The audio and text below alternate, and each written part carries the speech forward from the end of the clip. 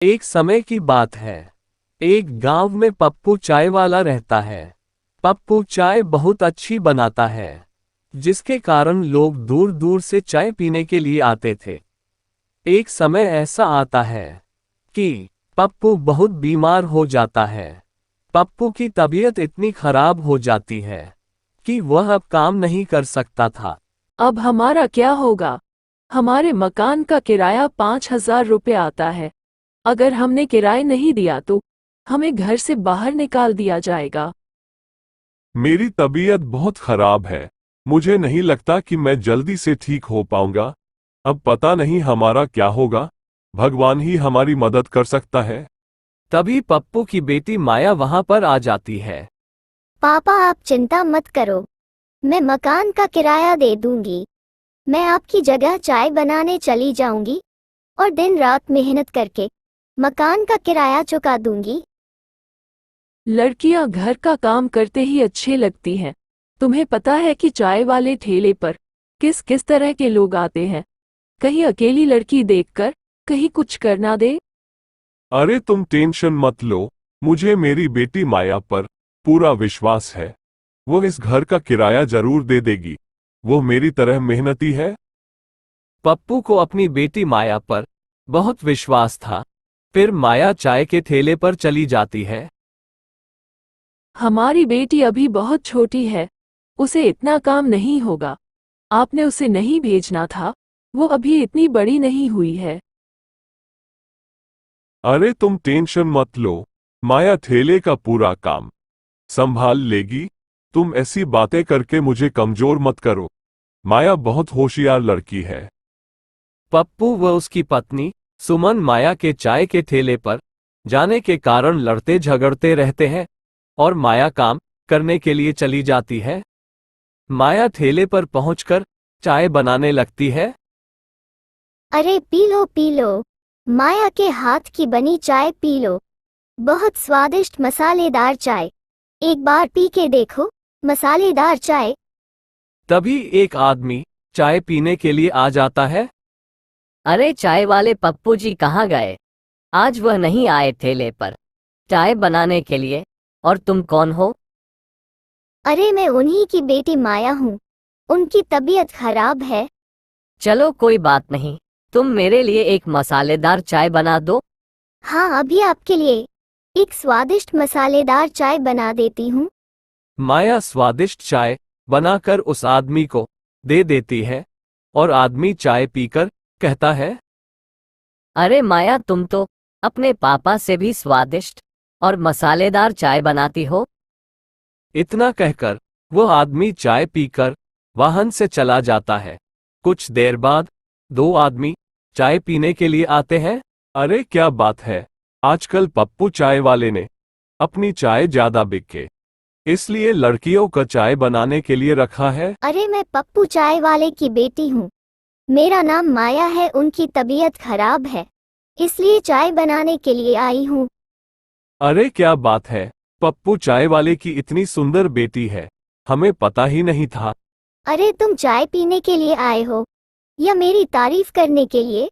अब तुम सब काम छोड़ो और हमारे लिए एक स्वादिष्ट चाय बनाओ, और तुम अपने इन प्यारे हाथों से हमें चाय पिला दो। मैं इन प्यारे हाथों से तुम्हें एक थप्पड़ भी मार सकती हूँ। तुम्हें चाय पीना है तो पियो, नहीं निकलो यहाँ से। अरे माया, तुम इसकी बातों को छोड़ो।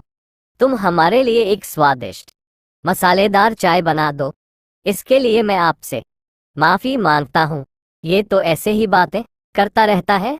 अरे तुम चुप रहो, यहाँ पब्लिक है, हमें जूते पड़ जाएंगे अभी। अरे तुम रुक जाओ, इस लड़की को तो मैं बताऊंगा कि इसने किसके साथ पंगा लिया है। यह मुझे थप्पड़ मारती है या मैं इसको। फिर वो दोनों चाय पीने लग जाते हैं और माया उनको देखने लगती है। तुम तो बहुत अच्छी चाय बनाती हो, कुछ दिनों बाद आएंगे वापस, देखते हैं तुम चाय बना सकती हो या नहीं बना सकती। फिर वो दोनों चाय पीकर वहां से चले जाते हैं। कुछ देर बाद दो आदमी और आ जाते हैं। माया उनको चाय बना देती है। माया बहुत मेहनत कर रही थी ताकि वह ज्यादा पैसे कमा सके। फिर शाम हो जाती है माया अपनी दुकान को बंद करके अपने घर पर आ जाती है। अगर पापा ऐसे ही काम चलता रहा तो मैं कुछ दिनों में इस पूरे घर को खरीद लेंगे। शाबाश बेटी, मुझे तुझ पर यही विश्वास था कि तुम मुझे कभी डूबने नहीं दोगी। तू मेरी बेटी नहीं, मेरा बेटा है तू। फिर अगले दिन माया चाय बनाने के लिए अपने ठेले पर चली जाती है, पर माया को क्या पता था कि एक अनहोनी घटना माया का इंतजार कर रही है। माया अपने चाय वाले ठेले पर पहुंच जाती है और चाय बनाने लग जाती है। तभी एक पीले रंग की कार बहुत तेज स्पीड में आती है। वो कार माया को जोर से टक्कर मारकर वहां से चली जाती है। माया के चेहरे पर चाय बनाने वाला स्टॉक गिर जाता है, जिसके कारण माया का चेहरा काला पड़ जाता है। फिर माया की मृत्यु हो जाती है और माया एक भयंकर काली चुड़ैल बन जाती है।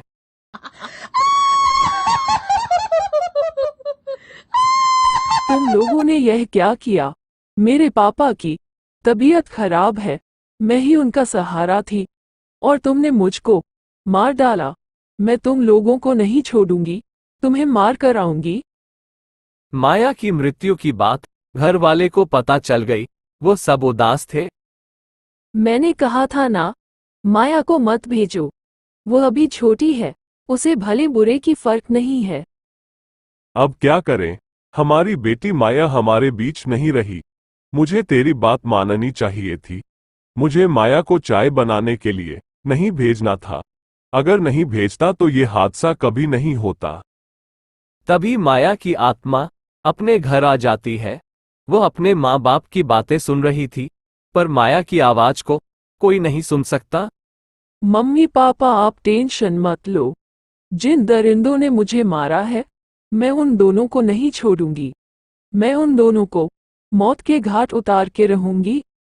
फिर एक दिन वो दोनों जा रहे हैं, तभी उनकी गाड़ी खराब हो जाती है। अरे यार, इस गाड़ी को यहीं पर खराब होना था।